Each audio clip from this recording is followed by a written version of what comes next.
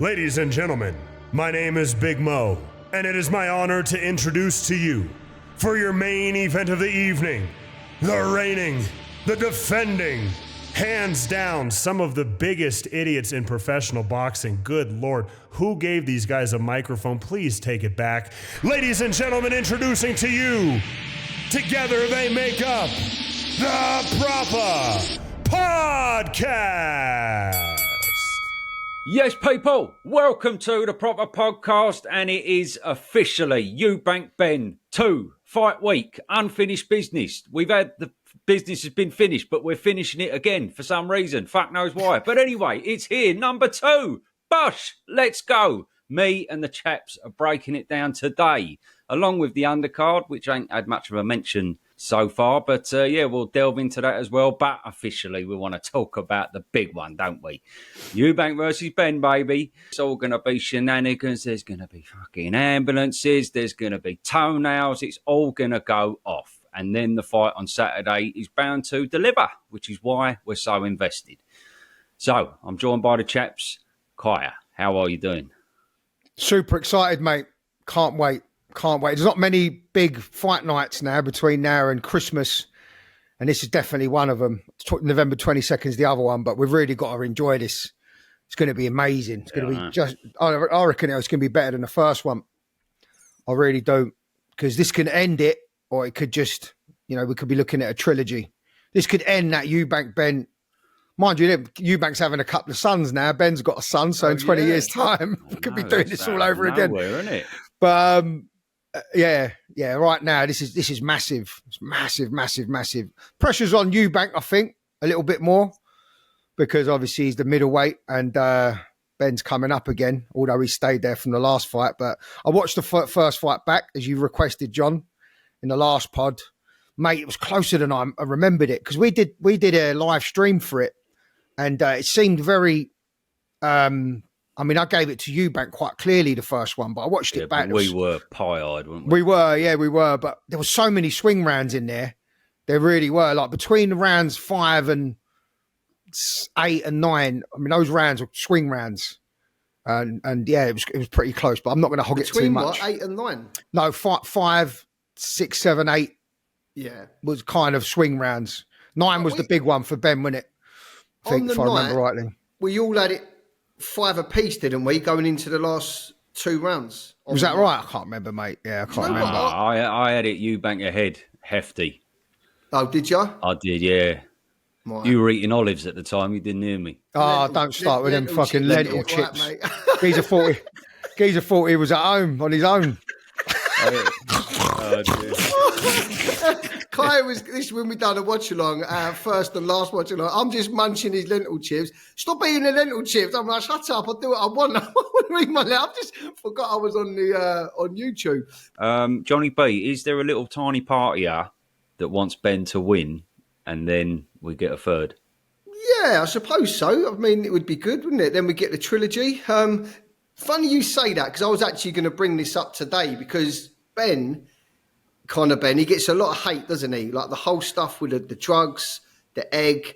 And then after the fight, because I watched the fight again a couple of days ago, that was when Eddie Hearn said, you know, tonight kind of turned into the people's champ, which everyone sort of laughed at after. What, now he's the people's champ? But I heard him say that again. And I was looking at the fight. And then when you watch it like a second time and you see the way that Conor Benn fought that night, just focus on Benn, just not focus on Eubank for a moment. And then when that fight finished, like that guy gave everything. Like there's not many fighters that do that. Like they really don't. How many fights have we watched, like main events, and you just think to yourself, like that guy had another 2-3 rounds in him. But that night, like Eubank and Benn, like that, that's why it was such an amazing fight. And everyone said it, fight of the year, whatever, fight of the decade, because they both put it on the line. It was more than just a fight. There was egos, there was pride, there was the legacy.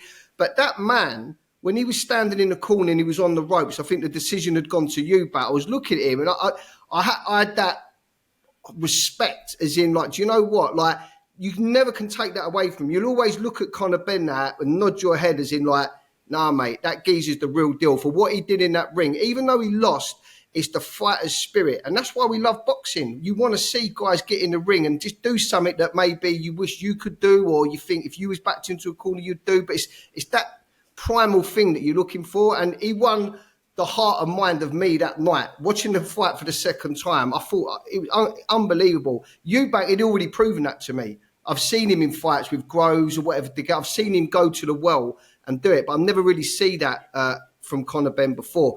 Will he do it again? Let's have a little talk about it before we go straight into it, because he will. I was looking at it and I watched the fight for the second time, and I remember I was thinking to myself, do you know what? It's actually unfair, because the size of Eubank to Benn, I thought it was really noticeable. As the rounds went on and it got towards the end, they was both fatiguing. We can get to the reason for that. I thought Eubank really used his experience. He was always up against Conor Benn. He had Conor Benn on the ropes. Throwing those little flurries before the bell went at the end. And I could see him using his size. And I just felt like the way they both fought, it was pretty equal. But it was like, you've got this small guy fighting this bigger guy. It's ultimately, it's not fair in terms of like the size difference. And I know I fucked up with a Canelo prediction before, because I thought, the bigger man always beats the smaller man. But then when Terence Crawford stepped up to Canelo, he had a longer reach. It's the same height. His shoulders were like he was. I felt like the size didn't matter as much when they was in the ring on the night when it's Terence Crawford Canelo. However, when you look at Benn Eubank, you can see the size. It's such a fucking difference in size. However, Eubank's had a load more wars. He's, coming to the end of his career. He's probably only got a couple of fights left, and Benn's a younger fighter. So it sort of evens itself out. But yeah, how about this? I'll throw this question back over. They said to Eubank, how's this next fight going to go? He reckons it's going to be round 13. It's just going to go off. There's going to be no feeling that. Nah, is that a red herring? Do you think that's going to happen? What are you saying?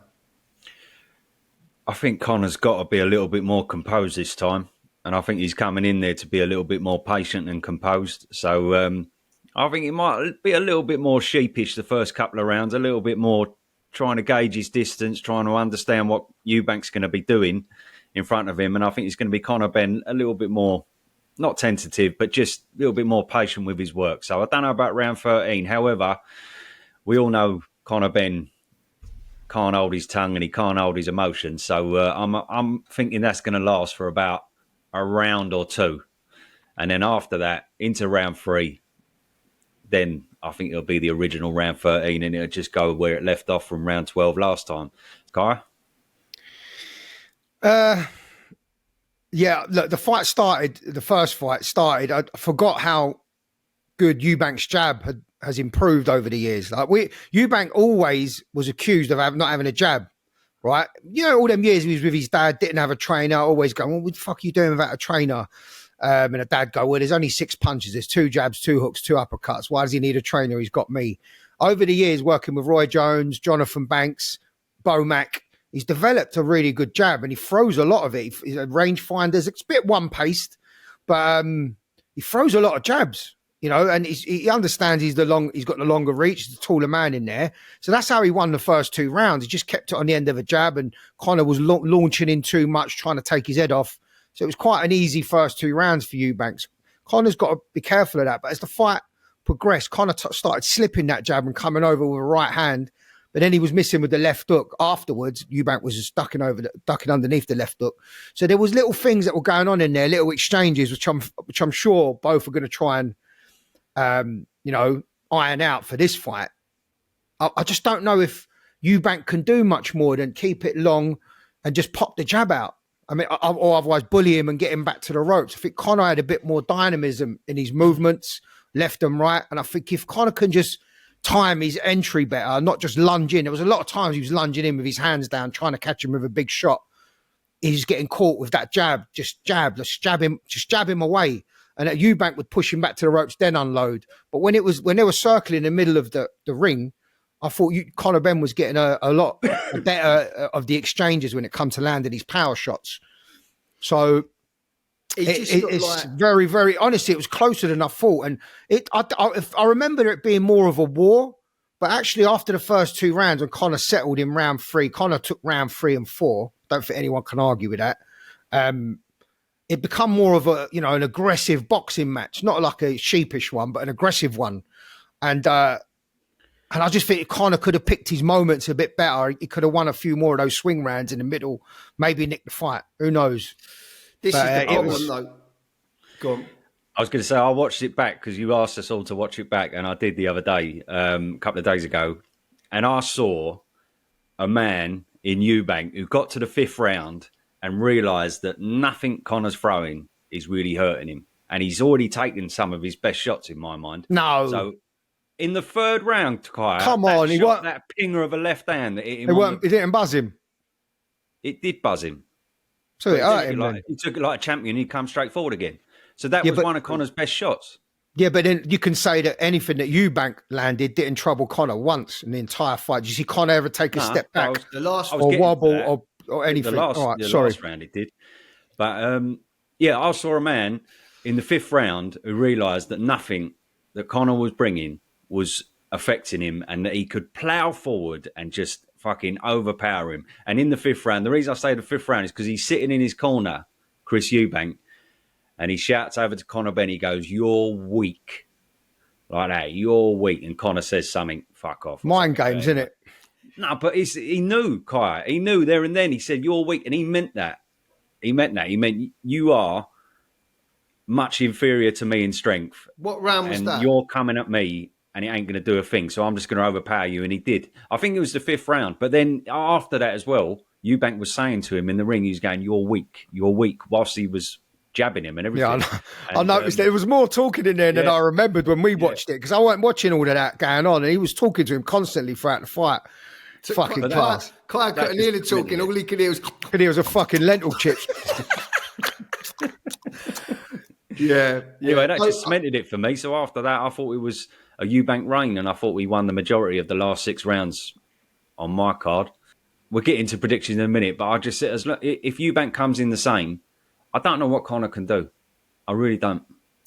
I thought the same as you. I felt that I think it was 2-2, and then I think Conor Benn had a really good couple of rounds, and then I think when I noticed that when Chris Eubank went back to the corner, he was breathing heavy, and I felt there was a look on Chris Eubank's face as in, "Fuck me, I'm in a real fight here," and like because he got there, I think it's the 3rd round and the 4th round, he got pinged a bit, but not like he was really hurt, just like he didn't know how to control that space. He didn't know how to control Ben, even though when Ben was coming in, missing with wild shots, falling over his feet, like he kept like missing shots and sort of bouncing into Eubank. There was no holding. The ref didn't really have much to do, did he? Because it was like there was a bit of rabbit punching from Eubank. But yeah, anyway, but I felt like he was in the corner thinking like, fuck. And then he came out, and I think it was like, he had about 3 straight rounds where he won them all, Eubank, after the 4th, like 5th, 6th, 7th. And I thought that's what you might be speaking about, Kai. He got behind the jab then, and he was catching. I think he caught him with the uppercut a couple of times, that left hook off of the jab. And I thought he started fighting well. And then as I was looking at it, I thought, he's got Ben's number every day of the week here. And then Ben comes out in, I think, the 8th. And because there was despair in the corner from Ben. Sims was sort of going mad at him because he loses about 3 on the spin. He comes out, I think it's the 8th round, he comes out and he has one of his best rounds, and he just walks through everything, Ben. And at that moment, I thought, like, he can deal with the weight. He can deal with it. He just came out and he hit him with everything. So I understand why people are betting on Ben now, because on the one hand, if he tries to... Wait, let me just get this out because this is important, what I'm trying to say. I know towards the end, the size really played a factor, and then Eubank won the fight. But if you're looking at Conor Benn, with his skill set, his movement in and out, he is faster than Eubank. So if he just doesn't rush in, if he doesn't try and load up on every shot, and he tries to be smart and he tries to move around the ring, control the distance, maybe a few jabs or whatnot, can he reserve energy? Because is it a guarantee that Eubank's just going to get to him, walk him down to a corner and hit him? I think he's too quick on his feet for that. I think the times when Eubank was walking him down was the last minute of the round after Ben had released everything. All of his energy had gone on all those wild shots. Then it was that last. If he doesn't do that for those first 2 minutes, is Eubank going to walk him into the corner for that last minute? But the caveat with that is, if he doesn't do that, Ben, does Eubank just pick him off with a jab because he's going to have a load of energy? Because he was losing energy himself, having to deal with that pressure coming onto him. So that's the question for me there. If he does try to fight smart, Ben, then Eubank's going to have more energy to do what he wants to do, no? Yeah, but what does he do? I mean, majority of his game plan will be just keep it at the end of a jab. He doesn't really step to the side. And the Eubank, he doesn't really step to the side or throw any sort of shots from the hip, screw shots, or, he throws the jab and then throws a left hook off the jab and just keeps him at range. You can win those uppercuts are lethal. But I'm saying you kind of know, from watching the first fight, you said that Ben can't do anything different, Sonny. I think Eubank won't be able to do anything too different because I don't think he's got the skill set. But what he does have is a ridiculous engine, a granite chin, and it'll break your spirit in there, Eubank. And he does have a good jab. He's developed a really good jab, and he, as I say, he throws it a lot. I think Ben's got the ability to change things more in the second fight than I think Eubank has. I don't think Eubank has to do too much. What specific things, and how does the fight go differently? What's he just don't lunge in. Be razor sharp from the first 2 rounds. He gave up the first 2 rounds. Conor Benn did. Be razor sharp. That's when you're going to be at your most fresh. Hand speed will be the quickest. Your feet will be at the quickest. Try and nick those first 2 rounds. Don't get involved in any sort of trade ups, silly trade ups. Land your jab, and when he wanted to land his jab as well, Conor Benn, he kind of throws it from down here a bit more, so it's less telegraphed. Chris Eubank's jab is always up here, so there was moments Conor was timing it, slipping it, and coming over with the right hand. So I just think Conor's got to be a bit sharper to begin with. Go 2 or 3 up, or maybe after 4 or 5. Yeah, How because much he got the sharper ability. can he be? He was pretty sharp. He was rabbit in the headlights the first two He was loading rounds. up. He was loading 2 up. rounds, it weren't great. That's how he fights, John, no? No, I know, but what I'm saying is that if he doesn't do what he did, Conor Benn, then doesn't Eubank have more energy to take that centre of the ring, push him back, move him around a little bit, get behind the jab, and then when he does commit to throw something, slip and then come up with the uppercut. And he does get low, doesn't he, Ben? The way he comes in. I don't think gas tanks are going to matter, mate, in this fight. I think they're both. Look at that first fight, and they both are standing at the end of the 12, still throwing. I don't think gas tanks going to be a problem. But you're looking at an older fighter, Eubank, that's been in the wars 5 times, now. He's got a couple of fights left. He's just about to have kids. Like, he keeps saying in interviews, like, it's a young man's game. He said it loads of times. So saying gas tank's got nothing to do with it. Isn't the fact that he was so tired in there is because of Conor Benn. He made him tired because he's got the never-ending, in his 20s gas tank, do you know what I mean? Crushing it in the gym and all that. You can see he's as fit as a flea, do you know what I mean? So isn't that the way he fought that drained Eubank's gas tank? So if he doesn't fight like that, then he won't drain his gas tank, no, Eubank? I thought Eubank just drained his gas tank because he just went full pelt himself. That's how he fights. He come off the same when he fought George Groves, even though he was, very inferior in that fight, but he still fought the same and he still had that tenacity and whatnot. That's how he fights. If he knows he's got someone in there that he can overpower and someone that he's not too affected by their power. That's why I'm struggling to see a difference. I realise that Ben will be a little bit more cautious, and he will be. It's got to be, otherwise he's going to lose again. And whatnot. I know, but if he goes lunging in there trying to take his head off, he'll lose again quite easily. He might even get stopped. That's the problem. I think Eubank's going to outdo him in work rate. As long as look, the only caveat for me in this fight is if that fight previous has taken a lot more out of Eubank being the older man, then I can see. We'll know in the first couple of rounds. We'll know after a couple of rounds. We'll see if that fight in the previous fight took a little bit more out of Eubank, and he's not quite the same man with the same tenacity that he was. But if not, if he comes in the same, then for me, I don't see how Conor's. The only thing that Conor's got is his power. Really, that's what we've seen his whole career. But for the first time, it weren't affecting the man in front of him. So if that man can walk through it, what do you do? Got to win on points. You've got to go into this fight going, you know what? I'm winning this fight on points. I know I'm not stopping this man. Yeah. That's got to be the game plan. Just win enough rounds to nick the fight. There's no way he's stopping him. He's just not stopping him. I know everyone's going to go back to Liam Smith, but I don't know. You're expecting him for him to win on points then. pick his moments better, and box more, just box more. Ultimately, yeah. And when you're closing the distance, don't go in there lunging in with your hands down, getting caught with that jab on the way in. Feints. I mean, he was doing it when he got to round 3 or 4. He was outboxing Chris. It's just when he started getting a swing round, he started getting greedy. If he landed a jab or he slipped and threw the right hand, he'd get greedy and then lunge him with a left hook and he'd tie up and it would break again. And Chris hit him with 3 or 4 more jabs. And Chris started nicking rounds like that. But, you know, the power shots, when they were boxing, circling in the middle of the ring, they were all being landed by Ben, most of them. It was only when Chris had him up against the rope he was able to get some decent work off. So that's the only place I'm seeing your argument fall down for me is because, like, when have you ever seen Conor Benn box, and when have you ever seen him outbox someone who's good? Because I haven't. Peter Dobson.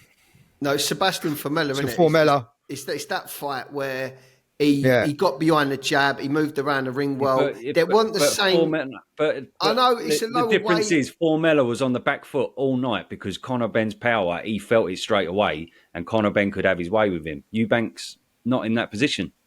But I listened to Tony Bellew yesterday, and he said you got to, whatever you think of Tony Bellew, that geezer knows his shit when it comes to boxing. And he said, he goes, once you've had 3 wars as a professional fighter, he goes, you're never the same. One war, he goes, once you've had, and he was saying that Eubank's had about 3 wars in the ring. And I know Tony Bellew, the Matchroom and all that. He was saying that.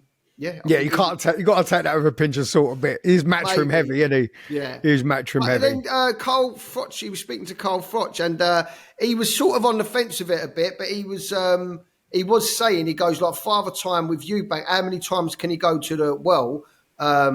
So yeah, I think he was giving Conor Benn a chance in there as well.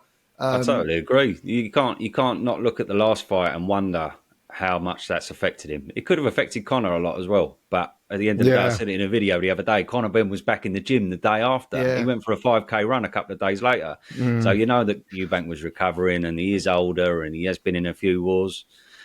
Yeah, he's had a war himself, though, isn't he? Cedric Parnode was a bit of a war, the first one with Conor Benn.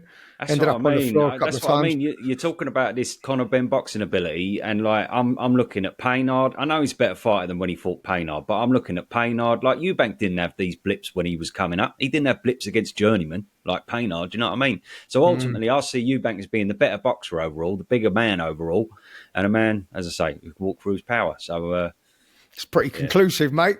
It is on me. Yeah, I am. Yeah.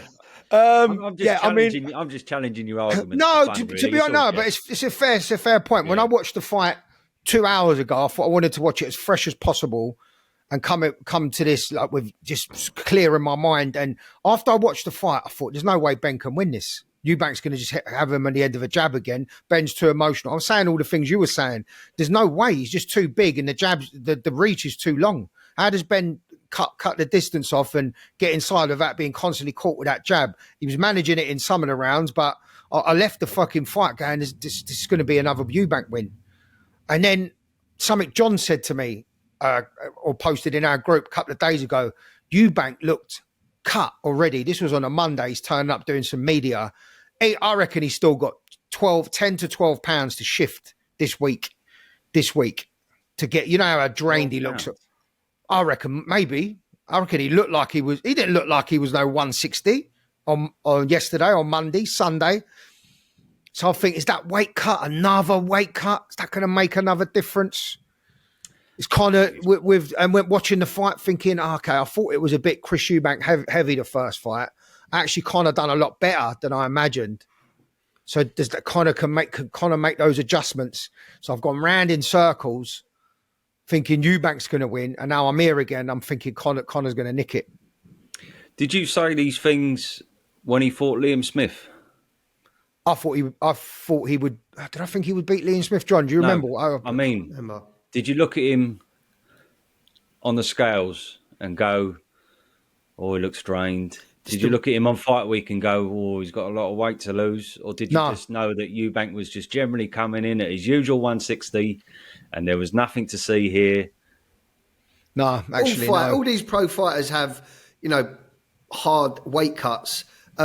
But in terms of the rehydration clause, they don't all have to do that. So we have to talk about it because, I mean, I looked to see how much money Chris Eubank Jr. earned in the first fight, and apparently he earned 10 mil. So he got fined. I think he got fined 375,000 for coming in 0.5 overweight. No, right? 500 bags.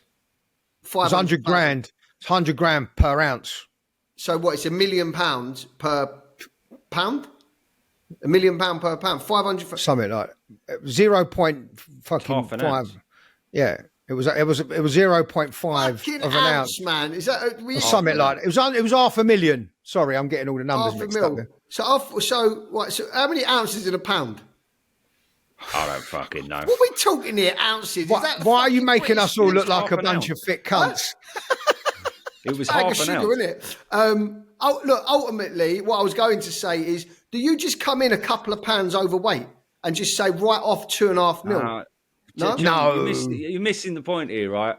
I'm telling you now, right? Yeah, gonna do that anyway. People think I'm fucking team Matchroom when I say these stuff. You must be fucking having a laugh, mate. I'm never forgetting what Conor Benn did, right? I'm just saying, and I love Eubank, but I know this is all selling the fight, and I know it's all fucking bollocks. I'm telling you, I just don't believe a single word of it. He's had all these fights before. No, he's not had rehydration clause. No. Hold on. He's had all these fights before where he was 160, right? He said in the face-off the other day, he said... lost his toenails. Sabotage. He said the word sabotage, right? So I reckon he's pretty sure that he made the weight and that the scales were wrong. I'm pretty sure because he said sabotage. No, you don't say sabotage. You don't say sabotage if you miss the weight on your own accord. So I think I do agree with you, though, Sonny. I do think that what I said at the beginning is that the disparity in weight is clear to see. He's so much bigger than Conor Benn. So if he constantly goes on about this weight cut and this rehydration clause, it does take away from the fact that, hold on a minute, you're the bigger guy here and fight someone your own sort. Like, do you know what I mean? Do you believe Eddie Hearn stopped his ambulance? I don't believe that. No, I don't believe that. Right, so it's not far-fetched for Eubank to be talking some shit. But the rehydration, if you listen to any of these pros talk about fighting, none of them like this rehydration clause. You don't always have to rehydrate with it £10 by whatever midday the next day. You don't have to do that. Should be able to just do the weigh-in, get your 160, then you should have 30 hours to just replenish yourself. My final challenge on yourself. My final challenge. He said in an interview a few years back that when he comes in at 160, he doesn't put any more weight on than £5 the day of the fight. So he comes in at 165. Bollocks, isn't it? No, of course I'm talking bollocks that? or Eubank's bollocks? Both of you. Eubank's talking bollocks. Yeah. And you've believed these bollocks and you're spouting these bollocks on here. He weighs in at 160 and then comes in at 165 on the night. Documented. Nah. Documented. Where? It's fucking I'll funny, send though, it isn't to it? you. I'll send it to you now. I'll fucking send it to you right now. Oh, it's fine. It's probably here, but you know what I mean. Man. Geezer's reading fucking Beano comics about Ben Eubank. Viz magazine. Fantasy. You'll see. Fantasy, man. Carry on. Talk amongst yourselves. Yeah. Yeah. So I don't know. I honestly, I'm going to think Conor Benn's edging it, but by the end of this pod, I could be back on Eubank again. It's that close. It really is that close. I'd like to see what Eubank's going to look like on weigh-in day before I make. Actually, I have made a decision. I'm not going to flip-flop now. We're not doing another pod. I'm going to think Conor Benn edges it, but if Eubank looks okay on the scales, then Eubank probably will have enough to nick it. It's just fucking so close. How about this then? How about the fact that it's a rematch and is there muscle memory in these fighters? Like maybe more so Chris Eubank, as you say, he's been to the world so many times. Like he was in the hospital for 3 days. His head looked like a basketball. As round 13 starts, is there any chance he's thinking to himself, like, I need to get behind the jab here. I can't read it. This can't be a war. If he's thinking like that, he's going to fight differently. Can't read it. Boxing scene. The headline is, so this is when he's going to fight Kell Brook. Eubank Jr. Brook walks around at 180. He will be heavier than me on fight night. That's the headline because he was going to fight Kell Brook and he was going to fight Kell Brook at 157, by the way. Right? And he says exactly here. He says, when I fight at 160, the maximum I put on is £5. So You believe he that? will be bigger than me on fight night if we fight at 160. Yeah, and Kai the other day told me he fits into a size 32 jeans. So if you people No, can say I'm a shit, 34, mate. I never he said won't 32. say what they I wouldn't fucking- lie like that. I know full well that Eubank talks bollocks in all sorts of places. If he's talking bollocks there, then that's on him, isn't it? Either way, he said it. He said it in that interview, right? So now he's got us all sympathising with him that he can't make this weight and everything. He said it before. What year was that? There's no way. I mean, I don't know he why that puts matters. on Because £5. Of course it matters. Of course it matters. He's a younger man. He's a younger man, isn't he? All right, this was 2023. Sonny, can I ask you something? Do you think last month. Sonny, Fucking fuck off. 2022. There you go. 3 years ago. That's a world ago. He's Sonny, having kids do now. you think that He's had 4 fights since then at He has 160. enjoys a Sunday roast every He week. fought Zeramata filled out a bit. at 160 back in, what was that? That was October last year. Sonny, we all No fill problem out at all. around about that age. Trust me, I know. When you're in your early 30s versus mid 30s, a different world. Listen, by the way, as I say, I keep saying it, I love Eubank. And I'm not having a go at him for all this. I'm just saying there's too many lies and bollocks and all sorts of coming from all angles. And it's like, it gets a bit like, you don't know what's going on. he Just would quickly, have wrecked I Triple like G though. Eubank, and I like him. He's selling the fight. I like it. So I'm all What for did you it, score the first fight? Just quickly, what did you score the first fight? Just before I do, big up Fair Play, the very best app for a little social flutter with your pals. If you download the app and you type in the code proper, you get a free £5. Lovely jubbly. And they've obviously got all the facilities for Eubank Benn on the weekend, and they've actually got a decent little boost on Ben. Oh, yes, lovely stuff. Big up Fair Play. They've been great to us, so we love the Fair Play boys. All right. I think I had it 8-4 or, 7-5. John? I think 8-4. Yeah, I can't remember. Miraculously, when I watched this for a second time, I cannot believe I scored it exactly the same as I scored it on the night. I think I scored it similar. Going into the last 2 rounds, I had it 5 apiece. What was the final score then? 7-5. Yeah, 7-5. But this is another thing you've got to talk about. The judges had it 116 to 112. So Yeah, but that's I get that. I get that because I scored it. I scored it 116, 112 to Eubank when I watched it 2 hours ago. But then I thought, that don't seem right. That was fucking closer than what. But it was just the swing rounds. It was just slightly more output that was landing from Chris, which was that fucking jab. If Conor Benn can get around that, then I think this should be a lot closer. But yeah, I scored it 8-4, and I was like, go on. Sorry. I was like Conor Benn because I watched that other thing they did when they rewatched the fight. Have you seen that with Josh Denzel? By the way, Josh Denzel was growing on me as a presenter. He's good, man. Decent. He is. Yeah. He's fucking decent. And Conor was going, that was a liberty, 116, 112. I'm thinking, he's right. After what you just put your body through, so it feels like an absolute liberty, but it was I scored it 8-4 as well. Scored it 8-4. I know we don't always take much from CompuBox, but it does tell a bit of a story. Eubank threw 912 punches. Conor threw 590 punches.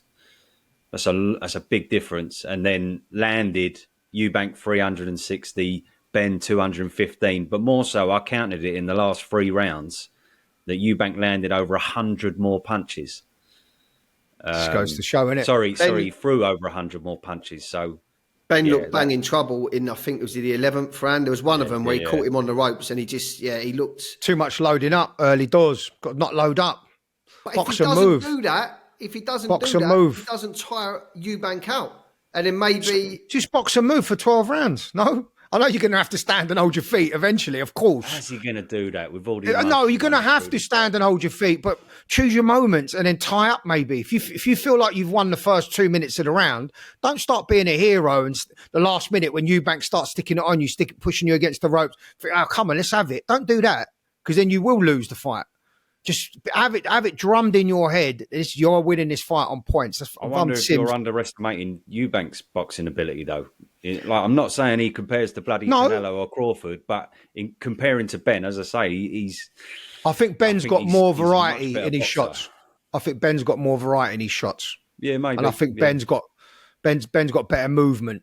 Well, you say better variety because you said this last week. You said that Ben had the better jab, but you take that back now. Do you think? Yeah, I'll take that back. Yeah, I watched it back. Also, Eubank's got a better uppercut.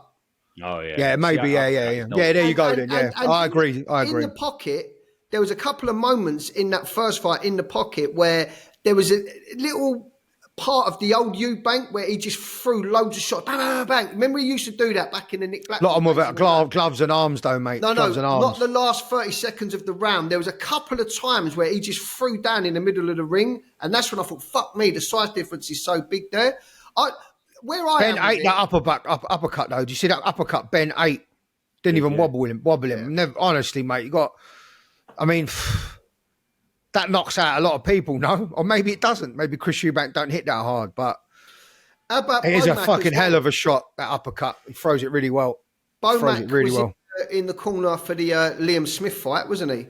So now he's got Bomac back. So did you see Eubank doing like a media day yesterday? The shape of him. I mean, I know he's always in good shape, but my God, he looked tremendous yesterday. And when he stood up against Conor Benn in the face-off, I didn't actually realise the height as well. I mean, I should have seen it in the last fight, but it was so noticeable. I don't know if he was wearing fucking platforms or something, but he was like half a foot taller. Yeah, he's massive difference. Yeah, he's got Bomac in for one good reason, hasn't he? Because he wants to spark him out. Yeah, but one problem, he's not Terence Crawford. It did work, like John said, though. It did work last time against Liam Smith. I know Liam Smith had one leg, but it still looked good. Yeah, he worked really well. He's a great coach.